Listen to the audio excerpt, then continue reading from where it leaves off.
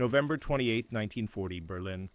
The Uferpalast am Zoo, one of Germany's most prestigious cinemas, hosts a special premiere. Nazi officials, SS officers, party members, and select members of the German public file into their seats. The lights dim, and for the next 62 minutes they watch something that will psychologically prepare an entire nation to participate in the industrialized murder of 6 million human beings. The film is called Der Ewige Jude, the Eternal Jew, and it is, without exaggeration, the most effective piece of propaganda ever created. Not the most famous, not the most technically sophisticated, but the most effective at achieving its specific goal, transforming ordinary human beings into people capable of accepting, supporting, or participating in genocide. Here's what you need to understand before we go any further. This is not a film review. This is not media criticism. This is a forensic autopsy of a murder weapon, because that's what this film was, a weapon specifically designed to kill, not immediately, not directly, but by rewiring the moral psychology of everyone who watched it, preparing them to accept the unacceptable, to tolerate the intolerable, to participate in evil while believing they were protecting good. And here's the part that should terrify you. Every technique used in this film is still being used today. The technology has changed, the targets have changed, but the psychological mechanisms, the methods of dehumanization, the architecture of propaganda that transforms humans into monsters, all of that is still operational, all of that is still effective, and all of that is being deployed right now on platforms you use every day in ways you probably don't even recognize.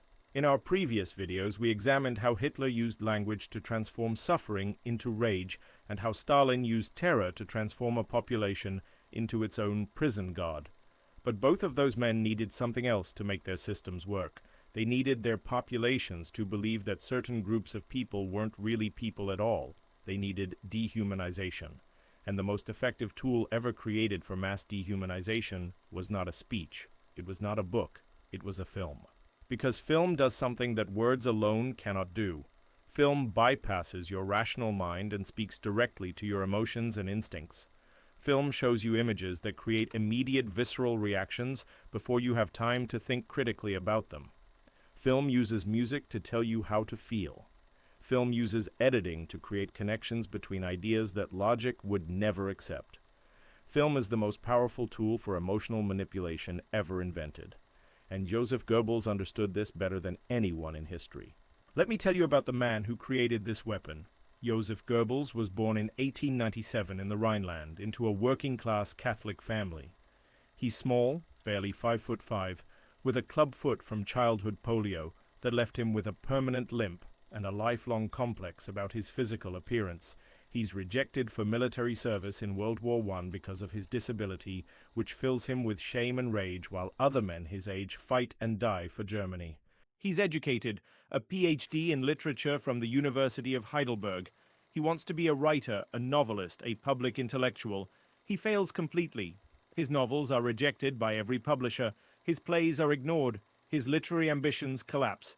He's bitter, resentful, convinced that the cultural establishment has rejected him not because his work is mediocre, but because they're prejudiced against him, against people like him, against authentic German culture.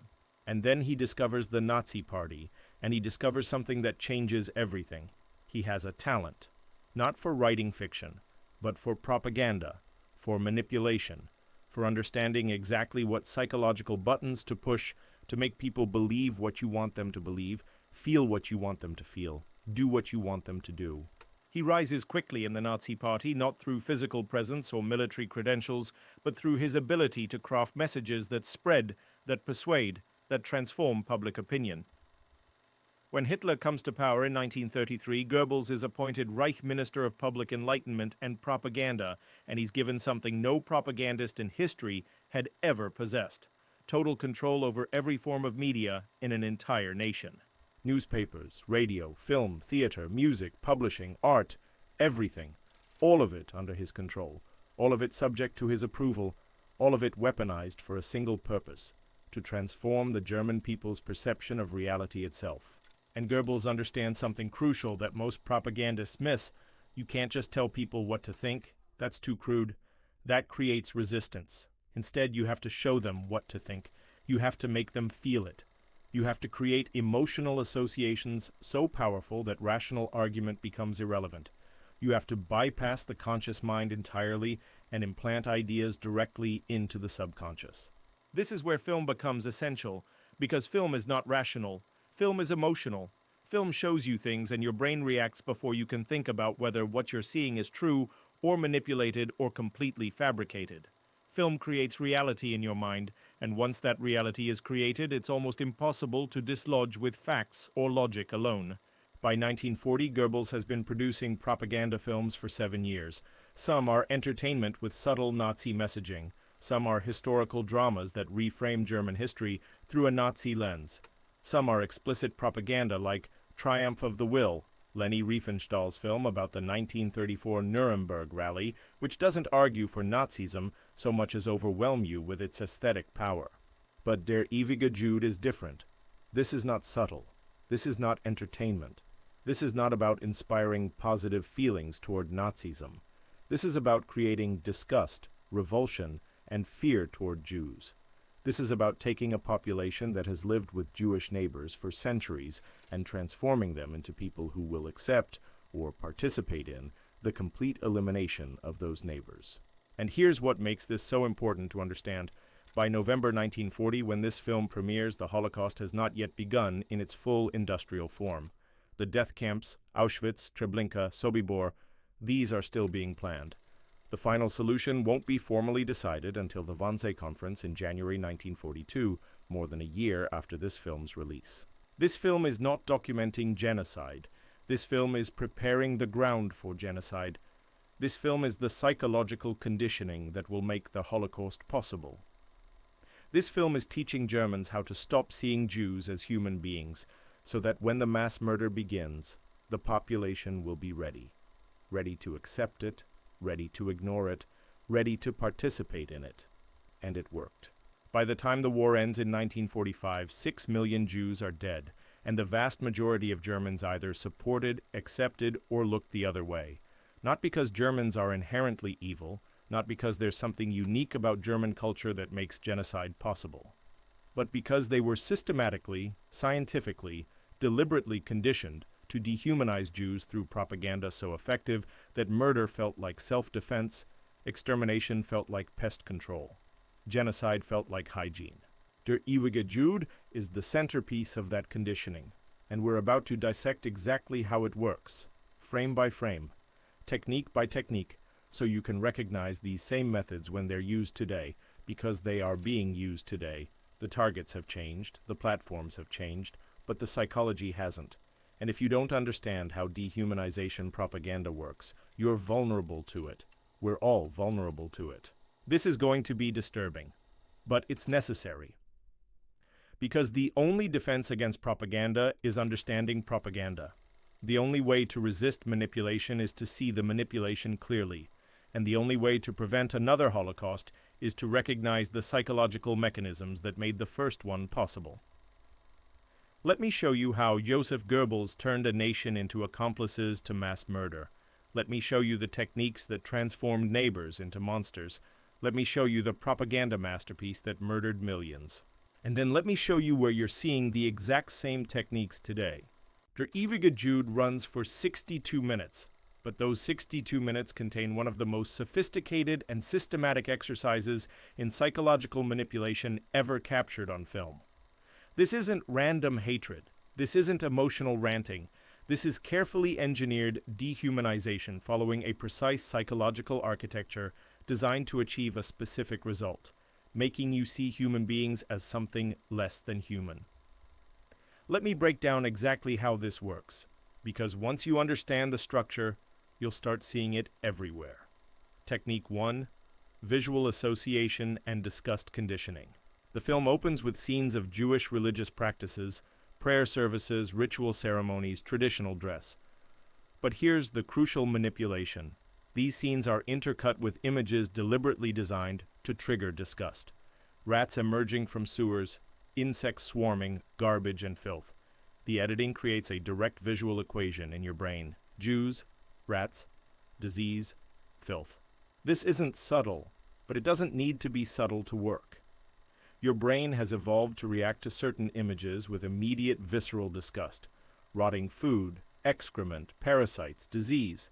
These reactions are pre-rational. They happen before conscious thought, and by repeatedly showing you these disgusting images immediately before or after images of Jewish people, the film is literally conditioning your brain to have a disgust response to Jews. This is classical conditioning, Pavlov's dog but weaponized for genocide. Show the neutral stimulus, Jewish people, alongside the disgust stimulus, rats, filth, enough times, and eventually the neutral stimulus itself triggers disgust. It's not a rational process, it's a trained emotional reflex. And once that reflex is established, it's incredibly difficult to override with logic. The film dedicates nearly 10 minutes to this rats and Jews comparison. The narrator explicitly states, "Where rats appear, they bring ruin. They are cunning, cowardly, and cruel. They travel in packs, exactly like Jews among mankind." And while the narrator is saying this, you're watching actual footage of rats pouring out of sewers, climbing over each other, spreading disease, and then immediately you're shown images of Jewish people in crowded streets, traditional clothing, moving in groups. Your rational mind might reject the comparison, but your emotional brain, the part that reacts to threats before you can think about them, has already made the connection. Jews feel dangerous. Jews feel disgusting. Jews feel like an infestation that needs to be eliminated. Technique 2. The illusion of scientific authority. But disgust alone isn't enough, because modern, educated people like to think they're rational. They don't want to believe they're motivated by primitive emotions like disgust. They want to believe they have reasons, logic, evidence for their beliefs. So Goebbels gives them exactly that. The film presents itself as a documentary, as objective analysis, as scientific examination of the Jewish question. It uses charts, statistics, maps, expert testimony, all the aesthetic trappings of rational investigation, except none of it is real. The statistics are fabricated. The experts are Nazi ideologues. The historical analysis is complete fabrication. But it looks authoritative. It sounds authoritative. It gives viewers permission to believe their disgust is actually rational analysis. This is crucial. Propaganda is most effective when it allows people to believe they're thinking for themselves. If the film just said, "Hate Jews because we say so," people would resist. But if the film says, "Look at this objective evidence, draw your own conclusions," people feel like they're being rational even as they're being manipulated. The film spends extensive time on pseudo-scientific racial theory. It shows close-ups of Jewish faces, measuring facial features, claiming to demonstrate racial characteristics. It presents Jewish physical appearance as evidence of inferiority, of fundamental difference, of biological threat. It uses the language of science, measurements, classifications, biological terminology, to make racism seem like rational analysis rather than irrational prejudice. And this works because humans want to believe they're logical. We don't want to think we're bigots operating on pure emotion. We want to believe we have reasons. The film provides those reasons. Fake reasons, manufactured reasons, but reasons nonetheless. And that's enough to let people maintain their self-image as rational even as they embrace genocide. Technique 3. Historical fabrication and conspiracy. The middle section of the film presents a history of Jewish people designed to establish them not just as disgusting and inferior, but as actively dangerous, as a conspiracy, as a coordinated threat that has been undermining civilizations for thousands of years. This is where the film gets really sophisticated, because it's not just making emotional appeals, it's constructing an entire worldview, a complete narrative framework that explains everything wrong in the world as the result of Jewish conspiracy. Economic problems, Jewish bankers manipulating markets, cultural decay, Jewish influence in art and media, military defeat in World War I, Jewish betrayal from within, the Treaty of Versailles, Jewish revenge, communism, Jewish plot, capitalism, also Jewish plot.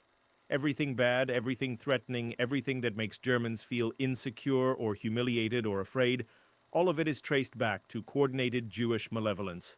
This is the conspiracy theory as psychological comfort, because if all your problems are caused by one identifiable group, then you're not responsible for any of your failures. Your suffering isn't meaningless chaos, it's deliberate enemy action. And most importantly, there's a solution. Remove the enemy, and all your problems disappear. The film presents this conspiracy theory with extensive fabricated evidence. It shows Jewish people in various professions and positions of influence, then claims this is proof of coordinated conspiracy rather than simply individual Jewish people living normal lives. It takes any instance of a Jewish person in banking, media, government, or business and presents it as evidence of a vast plot. This is the paranoid style of propaganda. Present correlation as causation, present individual actions as coordinated conspiracy, present normal human behavior as sinister plot. And once people accept the conspiracy framework, everything becomes evidence. Jews succeeding in business, proof of conspiracy. Jews hiding their identity, proof of conspiracy. Jews being visible, proof of conspiracy. Jews being invisible, also proof of conspiracy. The conspiracy theory becomes unfalsifiable. Every piece of evidence, no matter what, confirms the theory. Technique 4. The dehumanization crescendo. As the film progresses, the dehumanization intensifies. Early sections might generate discomfort or mild disgust, but later sections are designed to generate genuine revulsion and fear. The film shows footage from Jewish ghettos in Poland, deliberately selecting and framing images to maximize perception of squalor, poverty, and disease. But here's the manipulation. These ghettos exist because Nazi occupation has forcibly concentrated Jewish populations in horrific conditions. The film is showing you the results of Nazi policy, then presenting those results as evidence that Jews naturally live in filth, that they choose these conditions, that this is their nature. It's circular logic weaponized for propaganda. We force Jews into ghettos, film their suffering, present their suffering as proof they're inferior, use that proof to justify forcing them into ghettos. The narrator describes Jews as parasites, as infection, as disease, not metaphorically, literally. The language is explicitly biological. Jews are presented not as a group with different beliefs or practices, but as a different species, as something fundamentally alien to humanity, as something that cannot coexist with humans any more than a disease can coexist with health. This is the crucial psychological threshold. Once you've established that a group isn't human, that they're parasites or infection or vermin, then eliminating them isn't murder. It's pest control. It's hygiene. It's self-defense. The moral prohibition against killing doesn't apply because you're not killing humans. You're eliminating a threat. Technique 5. The call to action. Implied. Here's what's remarkable about Der Ewige Jude. It never explicitly calls for genocide. It never says, we should kill all Jews. The film maintains plausible deniability. It just presents Jews as disgusting, inferior, dangerous, subhuman parasites undermining civilization from within, and then leaves the logical conclusion unstated. But that unstated conclusion is obvious.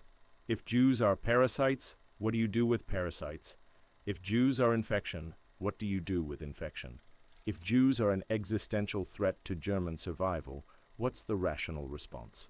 By leaving the conclusion unstated, the film makes viewers feel like they're reaching that conclusion themselves. It's not propaganda telling them what to think. It's their own logical analysis of the evidence presented. This is vastly more effective than explicit instruction because people resist being told what to think, but embrace conclusions they believe they reached independently. This technique, presenting dehumanizing claims and letting the audience draw the genocidal conclusion themselves, is perhaps the most insidious aspect of the film, because it makes viewers complicit. They're not being ordered to hate, they're choosing to hate based on evidence. They're not being told to support elimination, they're logically concluding that elimination is necessary for survival.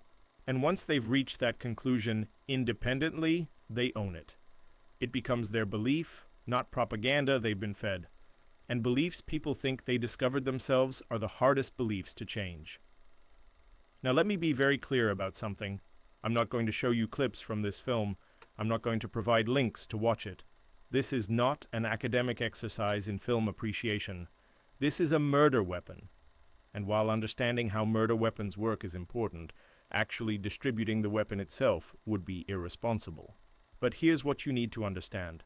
Every technique I just described is being used today. Not by Nazis. The aesthetic has changed, the targets have shifted, but the psychological mechanisms are identical. Visual association with disgust.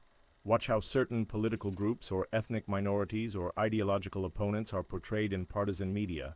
See what images are shown alongside them. Notice the disgust conditioning. Pseudo-scientific authority. Watch how complex social issues are reduced to fake statistics, misleading graphs, expert opinions from ideologically motivated sources presented as objective analysis. Conspiracy theories. Watch how every problem gets traced back to one group, whether that's the elites, the immigrants, the other political party, whoever. Watch how correlation becomes causation, how individual actions become coordinated plots, how everything confirms the conspiracy. Dehumanizing language. Watch how political opponents aren't just wrong, they're described as parasites, as infection, as existential threats that cannot be reasoned with or coexisted with. Implied calls to action. Watch how violent conclusions are suggested without being stated, how audiences are led to genocidal logic while maintaining plausible deniability. The technology has changed. Goebbels used film. Modern propagandists use social media, algorithmic amplification, targeted messaging, deepfakes, bot networks. But the psychology is the same.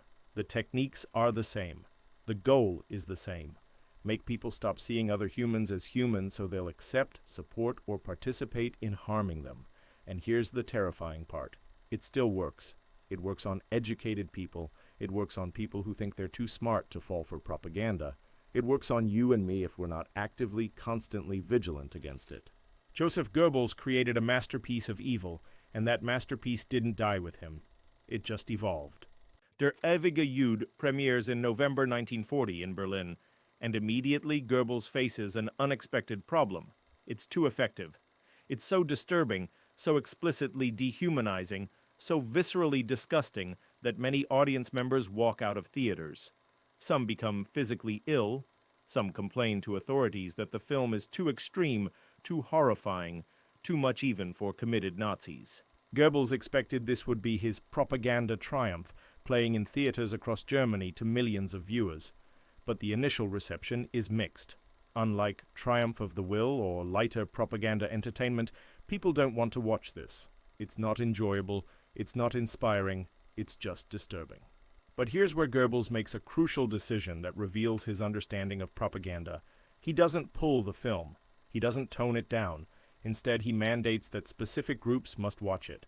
SS officers, Hitler youth leaders, teachers, medical professionals, civil servants, police, anyone whose cooperation would be necessary for implementing the final solution. Because Goebbels understands something important. This film isn't meant for entertainment. It's meant for conditioning. It's meant to desensitize. It's meant to transform people who might hesitate at genocide into people who will participate in genocide. And it works. Let me give you specific examples of the film's impact. SS officers who watch the film report that it clarifies their understanding of the Jewish threat. It gives them intellectual framework, fake framework, but framework nonetheless, for what they're being ordered to do. When you're tasked with rounding up families, separating children from parents, sending people to camps, shooting civilians into mass graves, your conscience screams at you that this is evil. You need a counter-narrative. You need to believe you're not the villain. Der Ewige Jude provides that counter-narrative. It tells you these aren't families. They're parasites. These aren't children. They're future threats. This isn't murder. This is hygiene. This is self-defense. This is necessary for survival. And it shows you evidence, fake evidence, manipulated evidence, but visually compelling evidence that makes your actions feel justified rather than monstrous. Medical professionals are a particularly crucial audience because the Holocaust requires medical participation at every level. Doctors select who lives and who dies at camp arrivals. Doctors administer poison gas. Doctors conduct grotesque experiments on prisoners.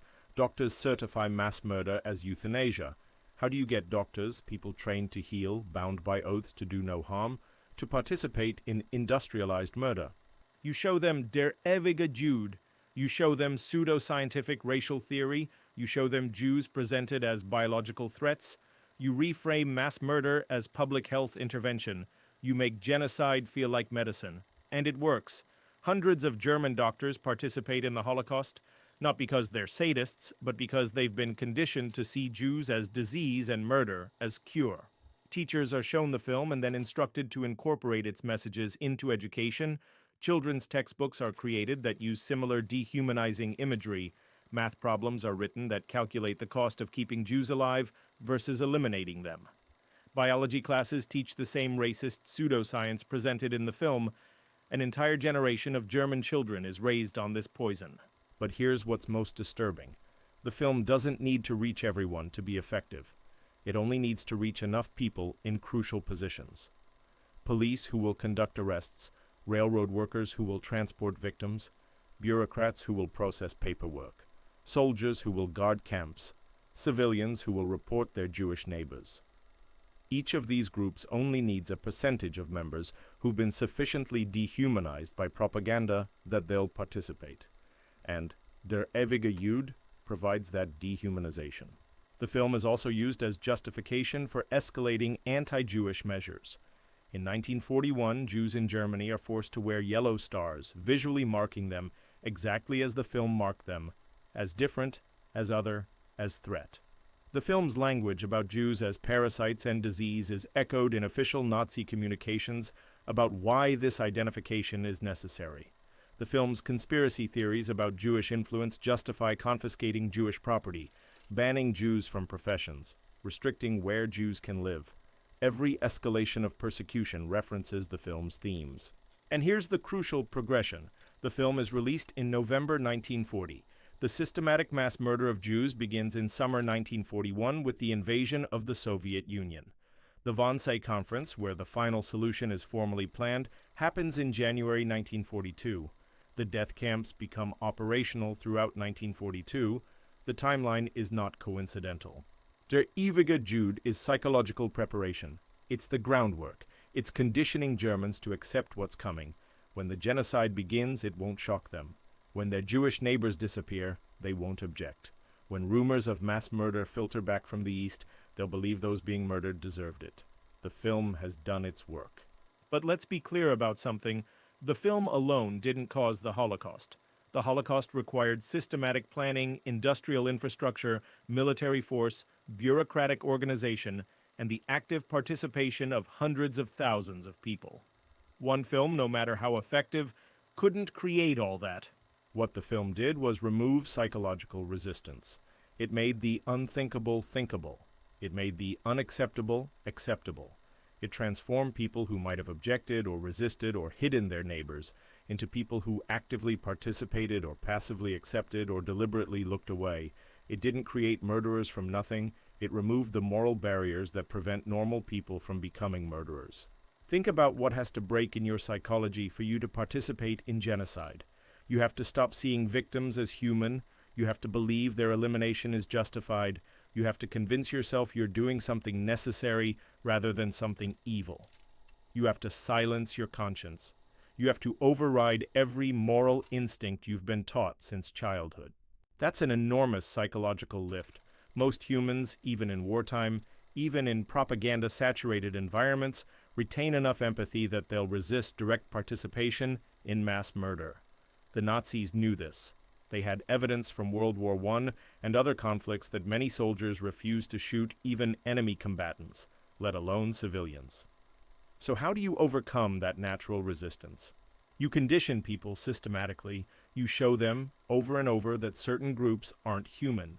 You give them pseudo-rational justifications. You create social pressure where objecting marks you as disloyal or weak. You make participation feel like duty rather than crime. And propaganda like Der Ewige Jude is the tool that does this conditioning. By 1945, when Germany surrenders and the camps are liberated, 6 million Jews are dead.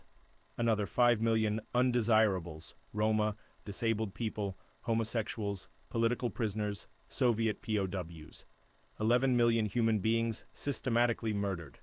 And while the SS and Nazi leadership bear primary responsibility, the genocide required the participation or acquiescence of millions of ordinary Germans. How many of those Germans watched Der Ewige Jude? How many were exposed to its propaganda directly or indirectly? How many had their moral resistance to genocide eroded by Goebbels' masterpiece of dehumanization?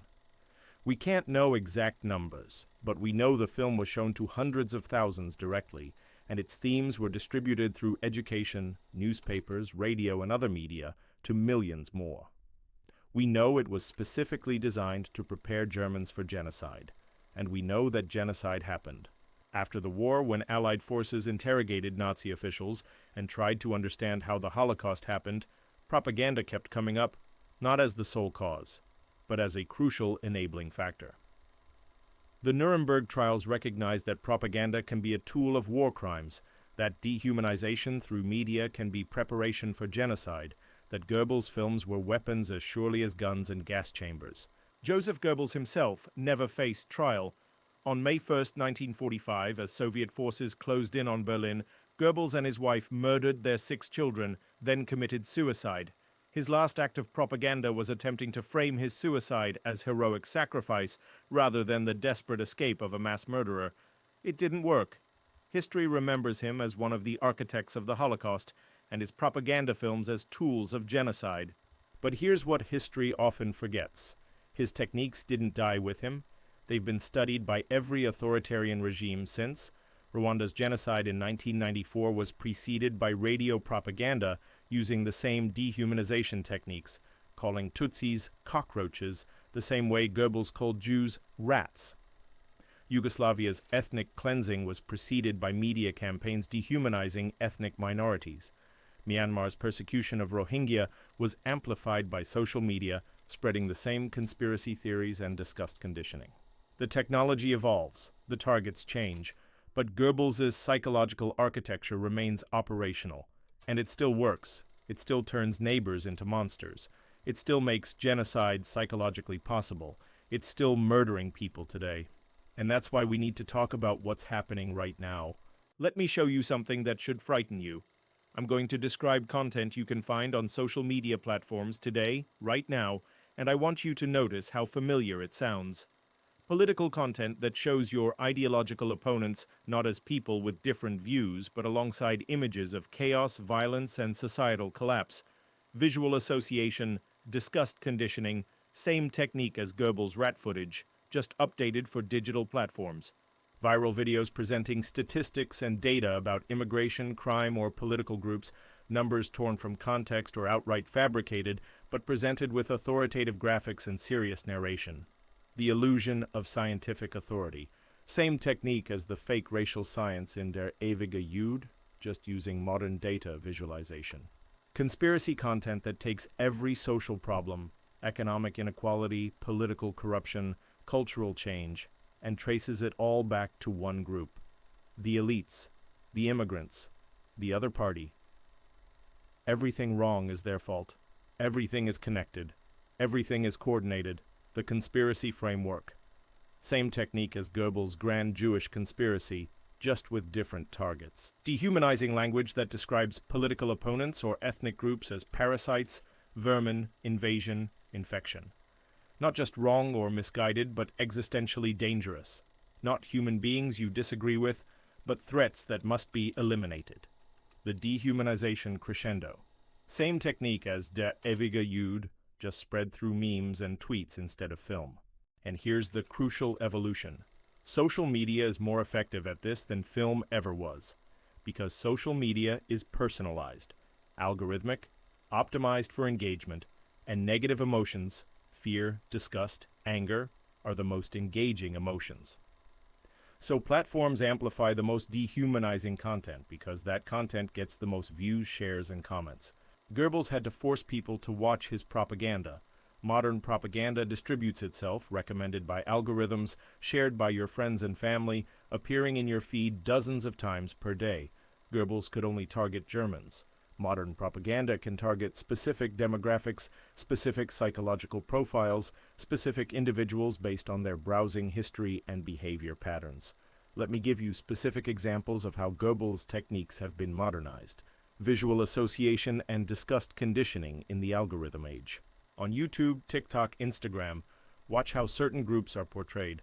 Notice what imagery appears alongside coverage of immigrants, trans people, political opponents, whatever the target is. Notice the editing, notice what's shown right before or after the target group. A common pattern: show footage of crime or violence or chaos, then immediately show the target group, then back to chaos. Your brain makes the association even if there's no logical connection. The algorithm learns this works and recommends more of it. You get fed a steady stream of content conditioning you to feel disgust and fear towards specific groups, and because you chose to watch, because the algorithm just recommended it, because your friends are sharing it, it feels like your own discovery rather than propaganda. Pseudo-scientific authority in data visualization. Modern propaganda loves graphs, charts, statistics, because numbers feel objective. Data feels like truth. But watch carefully. Where do the numbers come from? What's the methodology? What context is missing? What scale manipulation makes small differences look enormous? There's an entire ecosystem of content that looks like data journalism but is actually propaganda, using real numbers manipulated through context, scale, or interpretation to support predetermined conclusions, presenting correlation as causation, using statistical illiteracy to make propaganda seem like analysis. This is exactly what der Ewige Jude did with its fake racial science, just modernized with Excel and infographics. Conspiracy theories optimized for virality. The modern conspiracy ecosystem is Goebbels' propaganda structure perfected for social media. Every conspiracy theory follows the same pattern. Identify a scapegoat group, attribute all negative events to them, present individual actions as coordinated plots, make the theory unfalsifiable where all evidence confirms it, provide simple solution of eliminating the scapegoat. QAnon, Great Replacement, Cultural Marxism, Deep State. The specific content varies, but the psychological structure is identical to der Ewige Jude. Identify a group, make them responsible for everything wrong, make them seem powerful and coordinated, make them seem subhuman or evil, make their elimination seem necessary. And social media amplifies this because conspiracy content is highly engaging. It provides simple answers to complex problems. It creates community among believers. It encourages sharing to wake up others. The algorithm learns that conspiracy content keeps users on platform, so it recommends more. Goebbels would have murdered for access to this distribution system. Dehumanizing language normalized through repetition. Watch how language escalates. It starts with criticism, then mockery, then disgust, then explicit dehumanization. And each step is normalized through repetition before the next step.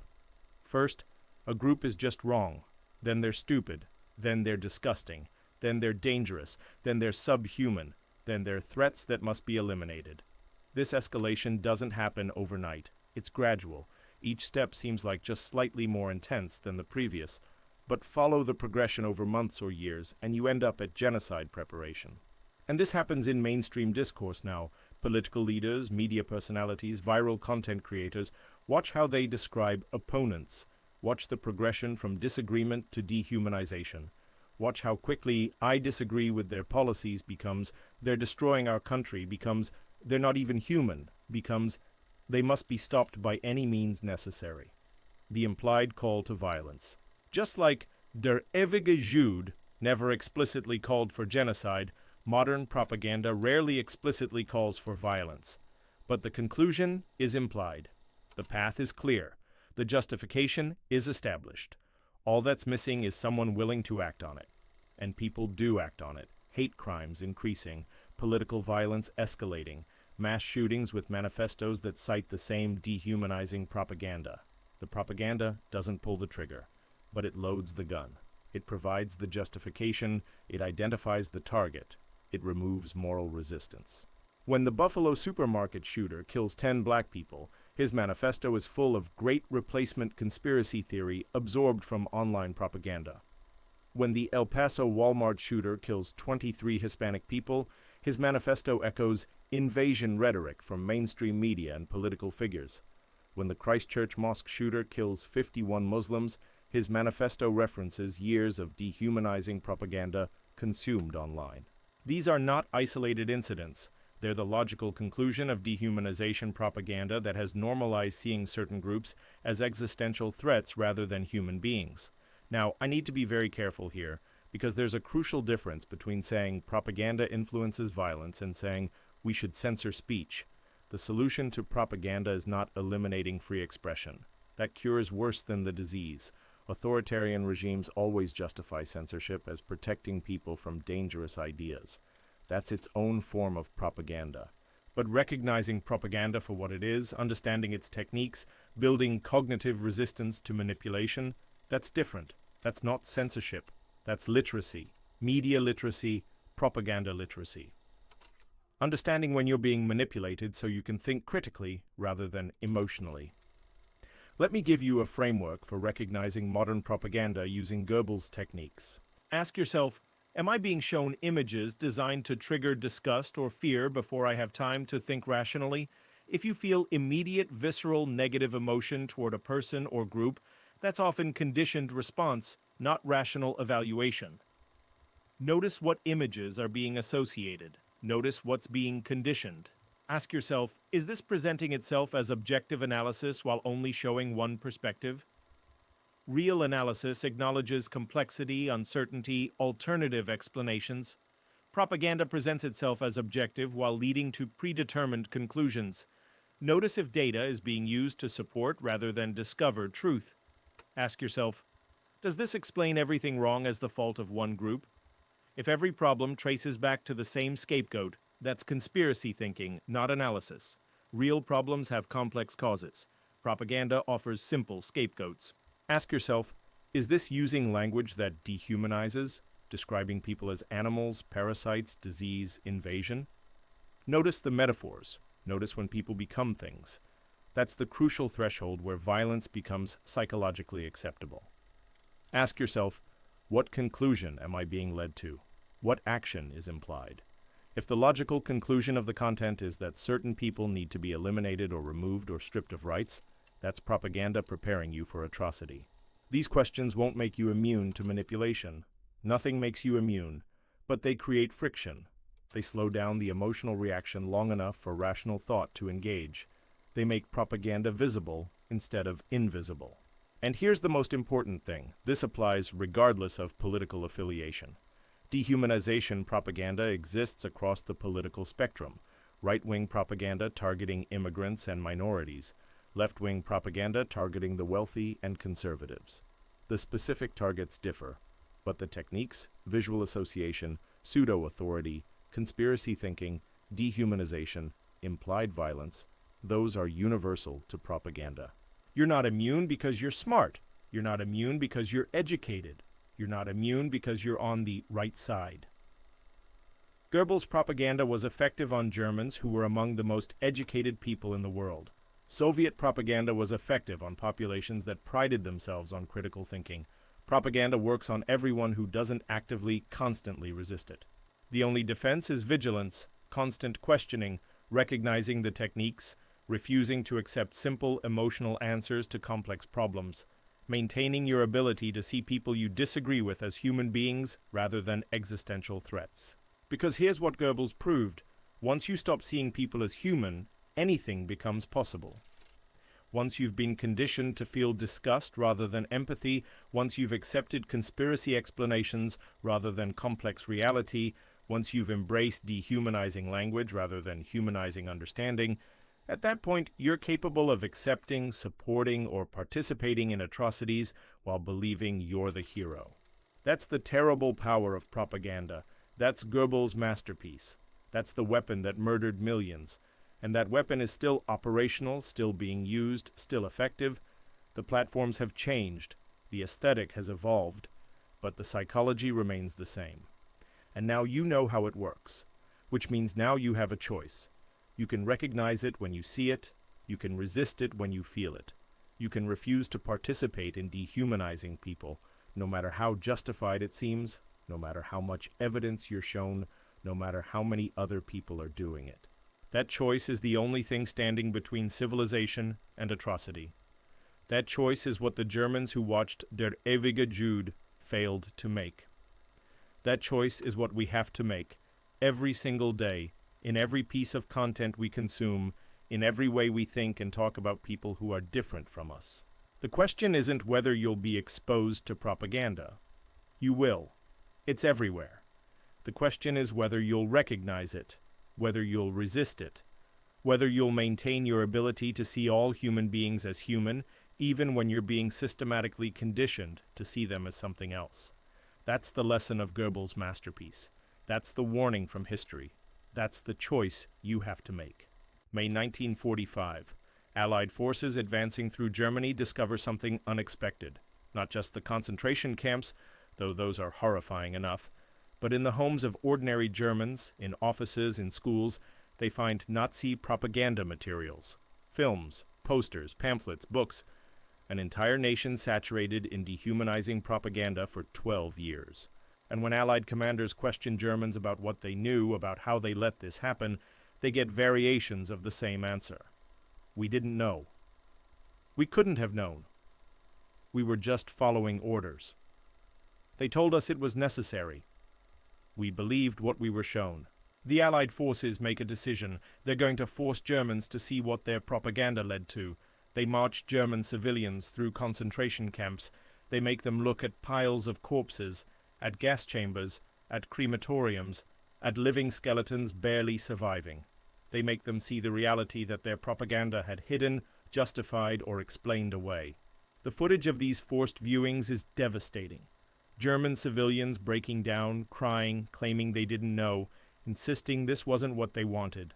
And maybe some of them are telling the truth.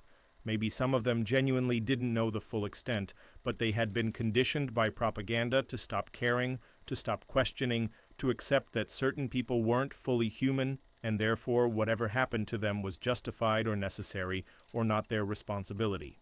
This is the final lesson of Goebbels' propaganda masterpiece. It doesn't just change what people know, it changes what people are willing to know. It creates psychological barriers to information that contradicts the propaganda.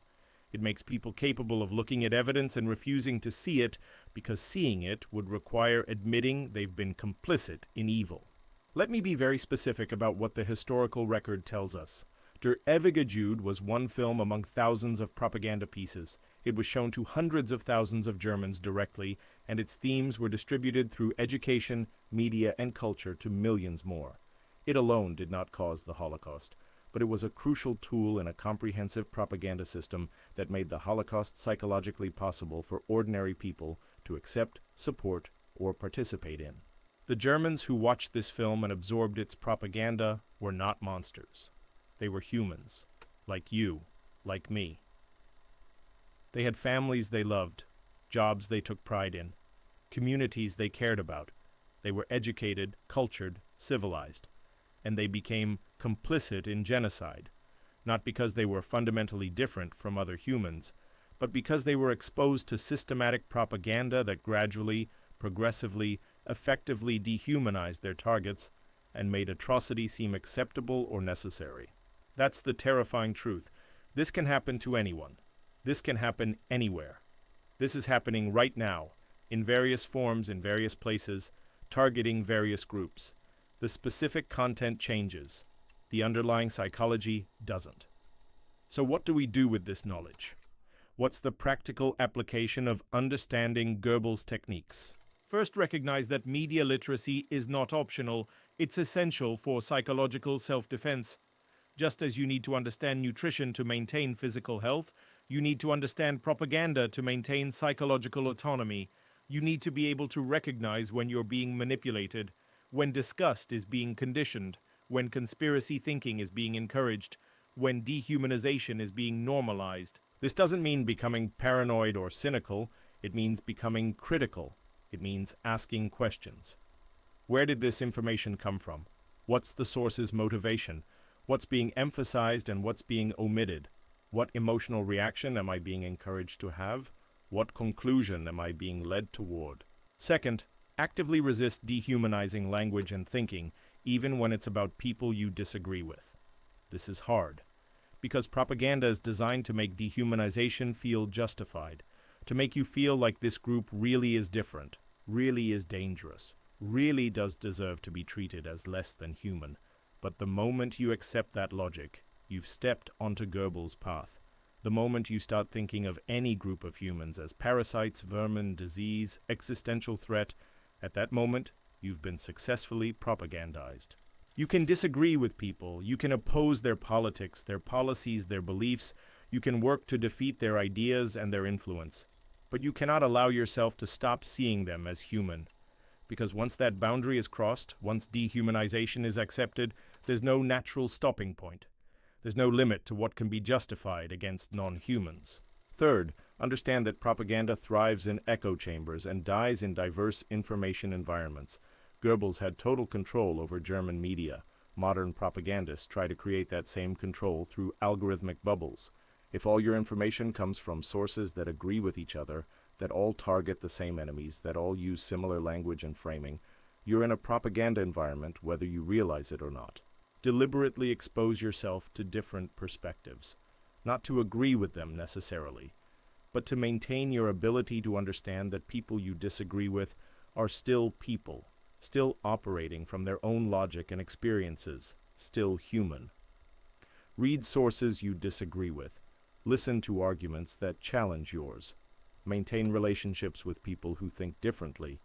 This isn't moral relativism. You can still have strong convictions. But you need cognitive diversity to resist propaganda's simplistic narratives. Fourth, recognize that the most effective propaganda often comes from your own side. The propaganda you're most vulnerable to is the propaganda that confirms what you already believe, that targets people you already distrust, that justifies positions you already hold. You have strong defenses against propaganda from opponents. You're skeptical, critical, resistant. But propaganda from your own ideological tribe bypasses those defenses because it feels like truth, not manipulation. This is why propaganda is so effective. It tells people what they want to hear. It confirms their existing biases. It makes them feel smart for believing it. Goebbels' propaganda worked on Germans because it told them they were superior, their enemies were inferior, their suffering was someone else's fault. Modern propaganda works the same way. It tells you you're right, your opponents are evil, your problems are their fault. And it feels good to believe. That's the trap. Fifth, and this is crucial, understand that recognizing propaganda doesn't mean abandoning all beliefs or positions. You don't have to become nihilistic or paralyzed by uncertainty.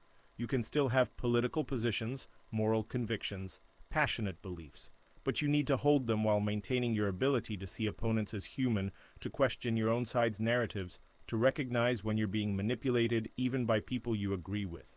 The goal isn't to stop caring about issues. The goal is to care about issues without dehumanizing people, to fight for your beliefs without accepting propaganda's simplifications, to oppose ideas and policies without accepting that the people who hold those ideas and policies are subhuman threats.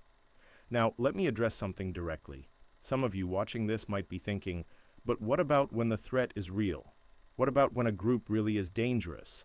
Aren't you saying we shouldn't defend ourselves?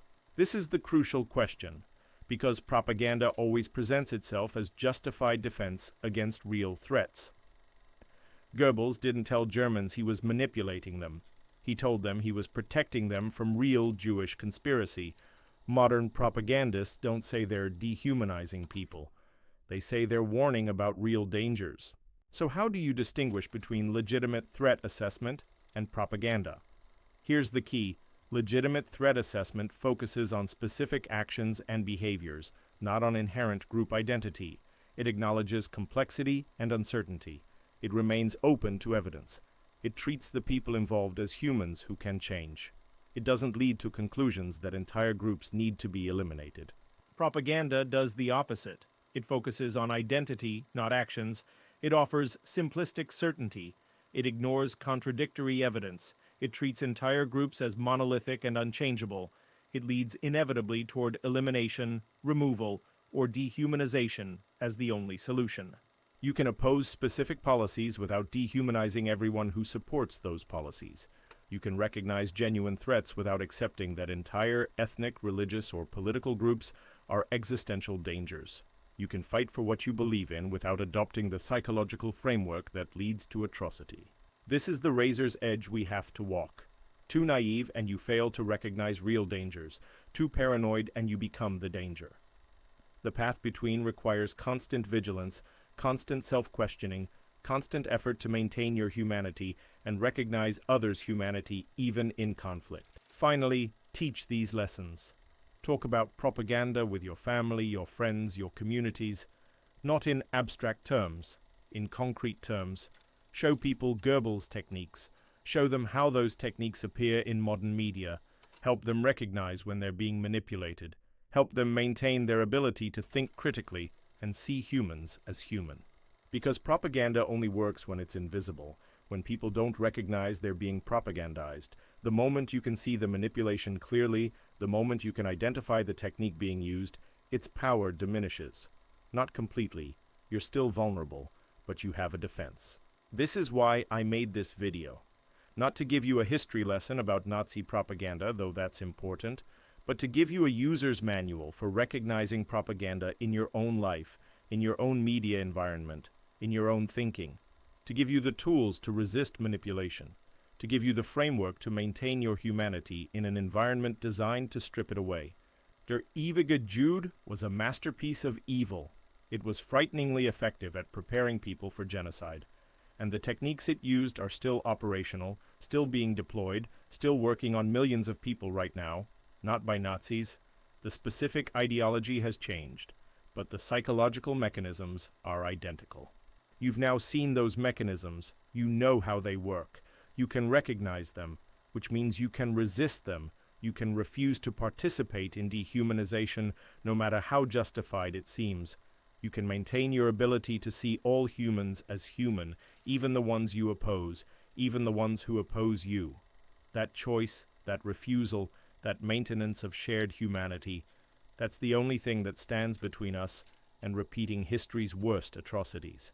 That's the lesson of Goebbels' propaganda. That's the warning for today. That's the responsibility you now carry.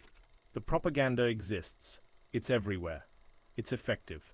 It's working on people you know, possibly on you, but now you can see it. Now you can name it. Now you can resist it. The question is, will you? Will you refuse to accept simple explanations for complex problems? Will you resist conditioning to feel disgust toward any group of humans? Will you question authority claiming to have scientific proof of group inferiority? Will you reject conspiracy theories blaming one group for everything wrong? Will you refuse to use or accept dehumanizing language? Will you maintain your humanity in an environment designed to strip it away? Will you see humans as human even when it's easier, more comfortable, more justified to see them as something less? Because that's what Goebbels' propaganda attacked, not just Jews, but humanity itself. The ability of humans to see other humans as human. And that's what we have to defend. Not with censorship, not with counter-propaganda, but with conscious, constant, active refusal to accept dehumanization in any form, for any reason, no matter how justified it seems. That's the defense against propaganda. That's the lesson from Goebbels' masterpiece. That's the warning for today and tomorrow and every day after. The propaganda will continue, the techniques will evolve, the targets will change, but the choice remains the same. Will you see humans as human? Or will you accept the comfortable lie that some people aren't really people? Everything depends on that choice. Everything depends on your answer. Everything depends on whether you'll recognize propaganda for what it is and refuse to let it turn you into something you'll regret becoming. Goebbels is dead, but his masterpiece lives on. In techniques, in methods, in psychological mechanisms that still work on human brains that haven't changed in 80 years. You can't destroy the propaganda, but you can refuse to let it destroy your humanity. That refusal is the only memorial that matters. That refusal is the only prevention that works.